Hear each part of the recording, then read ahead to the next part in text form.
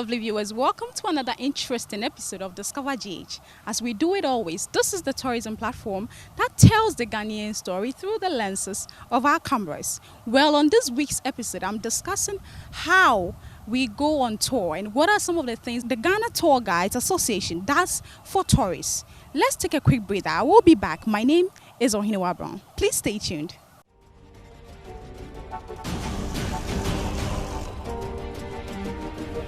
This is Ghana, the land of our forefathers, endowed with natural resources, breathtaking scenery, beautiful culture and people, nature's favorite location on earth. This is Discover GH. Welcome back from that short commercial break. If you just tuned in, you are watching Discover GH. And as I mentioned earlier, on today's discussion, we are looking at some of the tips the tour guides gives us when we are on tour. And I have with me one sweet gentleman who will be helping us with this discussion. He is no other person than the founding president of the Ghana Tour Guides Association in the person of Mr. Nkunu Achia. Let's welcome him to help us with this discussion. Hello, sir. Welcome to Discover GH. Thank you. All right. Please tell us, what actually does the Ghana Tour Guide Association does? What do you do? It is an association, a grouping of professional tour guides. Tour guiding is a specialized field. Our responsibility mainly is to help the visitor achieve the objective of the tour. There are many reasons why people go on tours. And so it is for us a big task to ensure that the objective of the visitor or tourist is achieved. That means we must know the background of the visitor, what the objective at the particular place is, and then we help the person. We have categories of tour guides. The first category is what we refer to as a general tour guide. All tour guides will go through a general program that includes learning about the product. Now, the product in this regard is Ghana. For us, we are presenting our tourist sites, you mean? Ghana. Ghana. Including the tourist sites. Sure. Our responsibility is to make sure that the visitor, whether internally or externally, understands. So we must know that. That's the first point. Then, after you've known the facts, there is a methodological system in presenting these facts. How to. And so that is a skill that is taught. Okay. Now, normally there are people who think that the individuals who engage in this, part of this association are not professionals. But I realize that your association, you defined yourself as professionals. What qualifies one to be a tour guide? To be a professional in any field? A tour guide in yes, your... Yes, exactly. to be a professional in any field, there are about three things that must happen. You must undergo certified training. You must be certified, and then you must be licensed. So, wow. So if to be a doctor, for instance, you need to go for 5 years, 6 years, long, intensive training. Okay. You need to pass your examinations, and so the trainers will certify that yes, you are capable. But also you have to be licensed by the medical authorities. Exactly. So in our case, it's also the same. Now the site guide, having got the general background training, also gets a specialized training for this site. If you go to the castles, it's the same. We have site guides at the castle. If you go to Kakum National Park, we also have site guides. The general guide has a general overview of the whole place, he can do it. But then if you want the visitor to get the full import of the visit, then you pass the visitor on to the site guide. Very interesting conversation here with Mr. Nkunu Achia. I hope that you are being educated with some of the tips that he's given us. Well, I never knew that the tour guides actually had to go through this process in order to be licensed as professionals. But as we know, they are just like the lawyers or the medical doctors walking around. I hope that you are enjoying this. Please stay tuned. I will be back. My name is Ohenewaa Brown. Hi everyone, keep watching Discover GH right here on the station. Now, if I decide to go on a tour, I'm a tourist. If I decide to do something as a tourist, what do I need to do? What will be my first point of contact if I want to use a tour guide association? Well, your first point of contact is to get in touch with a tour operator from where you buy the tour. Because the tour operator puts together a package, a tour package. And this tour package is given to the tour guide. So the actual person who will help you to go through the product that you have purchased is the tour guide. Okay. So it means your total safety, security, and well-being and enjoyment of the objectives are the responsibility of the tour guide. Okay. So assuming I decide to come to the Kwame Nkrumah Museum, what will be the responsibility of my tour guide? The tour guide's responsibility is to make sure that by the time you leave this place, you would have known all that there is about the man, historical man, Kwame Nkrumah, one, and then why the site. Okay. Because you see, if you turn around and you look, you will see some horn blowers. Yes. Is this for fun? Is this for decoration? You see the statues with the finger pointing. What does it mean? Everything is symbolic. It has a meaning. If you see the what we refer to normally as the ark or cenotaph, is an inverted sword, and it also represents the unfinished work of Nkrumah, because Nkrumah was overthrown. Yeah. So the belief is that he didn't finish his work. Now the other thing is that he's lying underneath it, because when our fathers return from the farm in the evening, they sit under the trees and chat.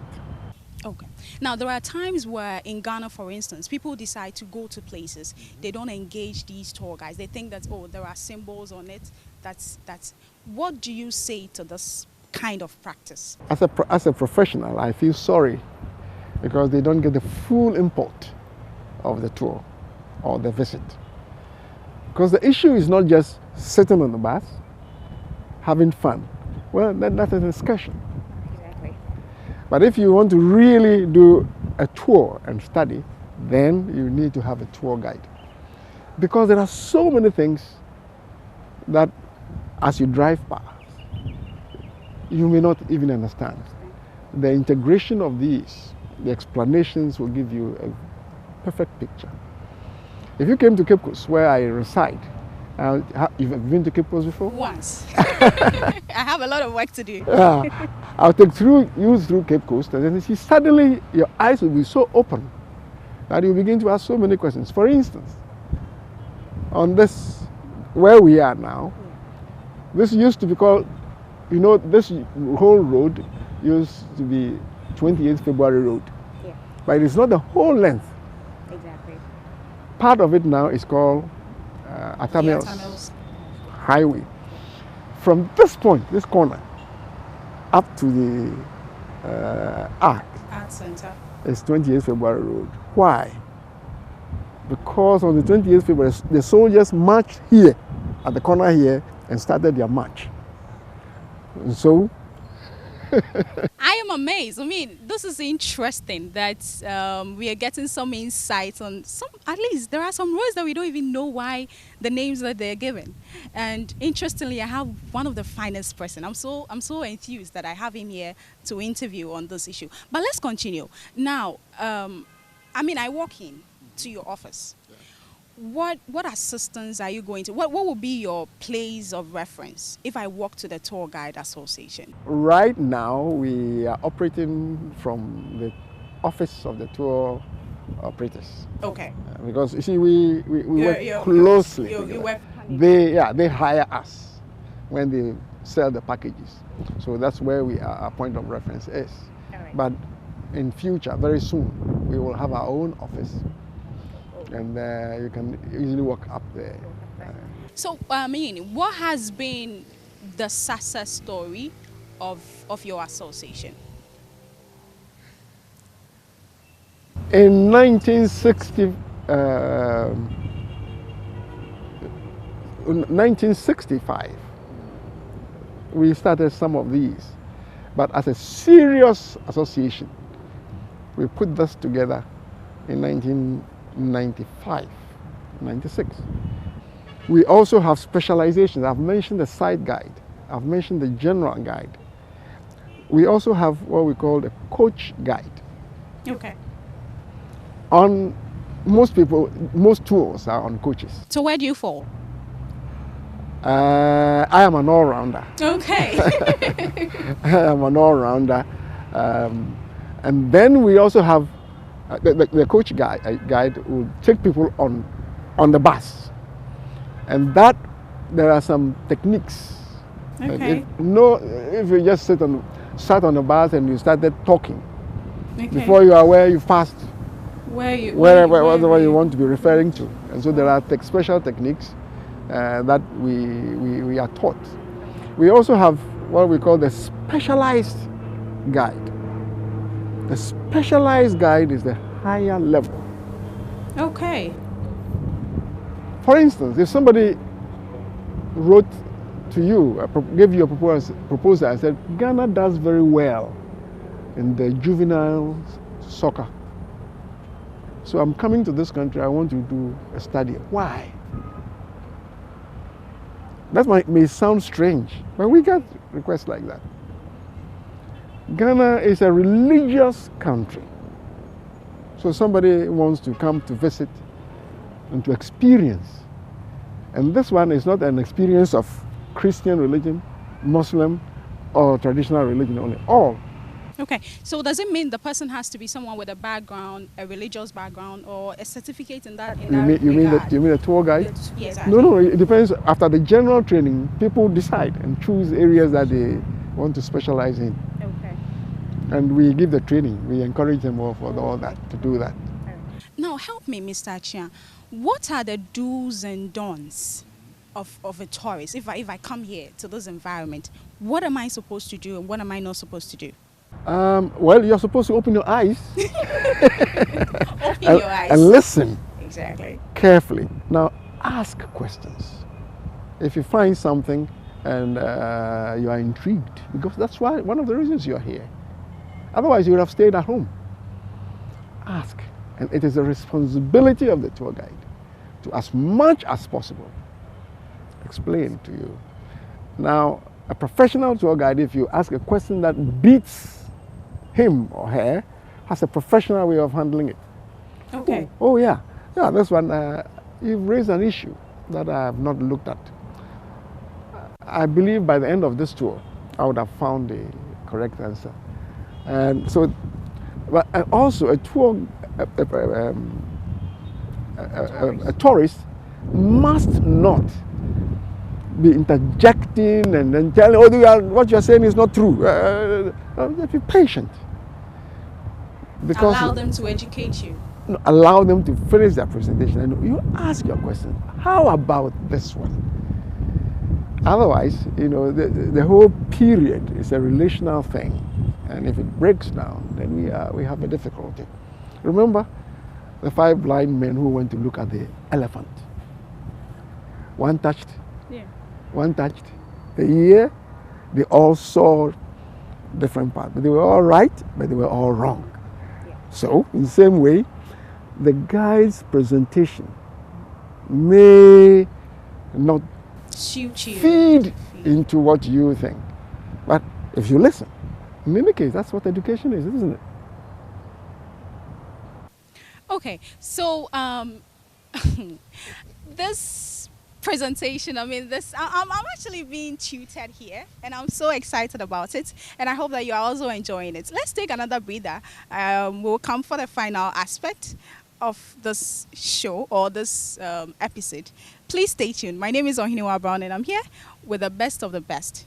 Stay tuned. I'll be back. Well, welcome back from that commercial break. You are still watching Discover GH, and my name is Ohenewaa Brown. Well, I've been talking to Mr. Nkunu Achia, who is the founding president of the Ghana Tour Guides Association. I'm still here with him. He's gone nowhere. He's still going to help you know some of the few things you need to know when you want to go on a tour and what actually their responsibilities are. Now, let me know this. I'm on tour. I come to your office, as you mentioned earlier. You refer me to someone. Can I actually try to choose who I want? Do I have the liberty as a tourist to choose who I want? You mean the tour guide? I mean, me, the tourist. If I walk to into choose a your tour guide? Yeah, exactly. Do I have the liberty to do that? Yes and no. Professionally, if you go to a company, the company may have its own guides, tour guides. Some companies are liberal in that regard. They have access to other tour guides, and so when you go and you recommend, you don't go demanding. You recommend, oh, I would like, and you see how it plays. Yes. Okay. So, I mean, you give me someone. Do I need to pay instantly, or I mean, It's all a a package. It's a package fee you pay to the tour operator, and then the tour operator pays the tour guide. But naturally, I mean, the tour guide, if I've been with you for 3, 4, 5 days, sometimes 1 week, sometimes 21 days, sometimes a month, we develop a rapport. And if you decide to give me a tip, fine. There's absolutely nothing wrong with that. It's part of the business. No, it's part of human relations. Okay. Now, can you tell me, give me a rough figure, the number of individuals you have in your association? Yes. At the moment, we have up to about 150 nationwide, across the nation. Okay. But I think we have even more than that, because there are lots of people who have trained but have veered off into other things. Okay. You know, so we have lots of people. Yes. Talking about veering off, how lucrative is this profession? I mean, a lot of people would want to enter into a particular sector because they know that it's going to put some money in their pockets. How lucrative is this? First of all, money is important, but I think interest and love should be the driving force. When that happens, then the second one becomes secondary. It is good. It can even be better if the tourism product goes up. You know, tourism is the 4th largest income earner for this country. Foreign exchange, excuse me, and it can easily become the number 1. Now, I mean, as part of your responsibilities, do you have you in any moment or any situation been able to discover a new place that we do not have, I mean, as part of our tourist sites? Yes, as a matter of fact, you see, tourism is really an idealistic more than a realistic thing. Idealistic, not realistic, more than realistic. What you may see, for instance, if you tell me that, oh, as for my village, we don't have any tourism site, attraction. So I hear that often, all the time from my students and from friends. Oh, in our town, we don't have anything. I said, oh, is that so? So if you have a friend visiting you, where in the evening, where around 3 o'clock, would you take your friend to see? So, we have the village center where people sit. Well, that is it. That's something. there's a story behind it. There is.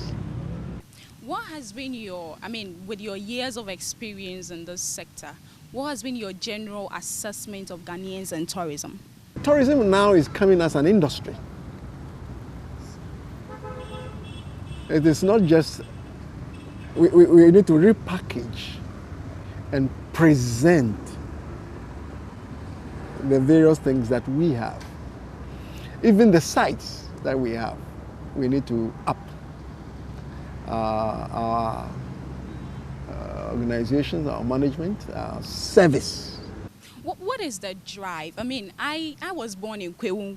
Okay, I come from the east, that part of the eastern region. Mm-hmm. Why would I want to go to the mountains or use the paragliding as an example? Why? What would be the drive? Isn't it because we feel that, or we come from this part of town, and so I really do not see the need to engage myself in these activities? Even though you come from Kwewu, you didn't know about Kwewu with paragliding exactly. Until somebody introduced it. Suppose somebody came up and said, all right, we're going to do a thing, and then we'll sit on a tire and roll down. Fun, adventure, excitement. And human beings are curious by nature. We want to know, why is it that people chew sticks and not sponges? Exactly. And yet other cultures don't. Well, I have been talking to Mr. Nkuno Achiya, who is the founding president of the Ghana Tour Guides Association, and he's been helping us with some few tips. And actually, the conversation has been about what a tour guide association is all about, what their responsibilities and their objectives are, and also what they do to help tourists when they are on site. Well, he's been telling us some of the do's and don'ts if you are a tourist, and also some of the do's and don'ts if you are a tour guide. And I think that the most important thing he has said here is for us to engage these individuals to help educate us on the various tourist attractions in Ghana. I hope that this conversation has actually been an educative one, and you have helped yourself clear some doubts that you had in your mind. My name is Ohenewaa Brown, and I hope that you stay tuned on our next episode. I'm actually bringing this conversation to an end, but before I do that, let me just ask one last question. How do you see your association, years ahead of us? What is the aspiration? Tourism is growing, and it's becoming even more sophisticated. The tourist or the traveler we have a different set of traveler today as compared to what we had in the past. The travelers of today are knowledgeable. They are aware, they are conscious, they have information. So before they come to Ghana, they know. Therefore, the association, the professional tour guide must up his game. We must also be learning all the time and make sure that you don't blow over the bar, as we say in Ghana. Interesting. Okay, so one last thing. If someone out there is watching us and the person would actually want to be a guide, what process do they have to go through? They have to walk to the offices of the regional Ghana Tourism Authority offices. Okay. And then they will get information about us. Yes. Well, it's been an interesting conversation. I've said this over and over again because I have enjoyed this conversation with our founding president of the Ghana Tour Guide Association, and I hope that you have as well. But I wouldn't leave without asking you to help me with something, and that is, which region has the largest herd of cattle?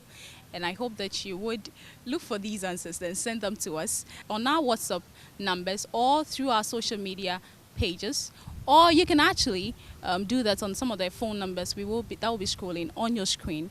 My name is Ohenewaa Brown. I want to say a big thank you to Mr. Achiya for this beautiful conversation. It's been very, very educative, and also to the production crew for making this production a success. My name is Ohenewaa Brown. You can follow me on Instagram, or you can follow me on Twitter with the handle at Ohenewaa Brown, or on Facebook at Ohenewaa Brown. I will see you same time next week. It's a bye for now.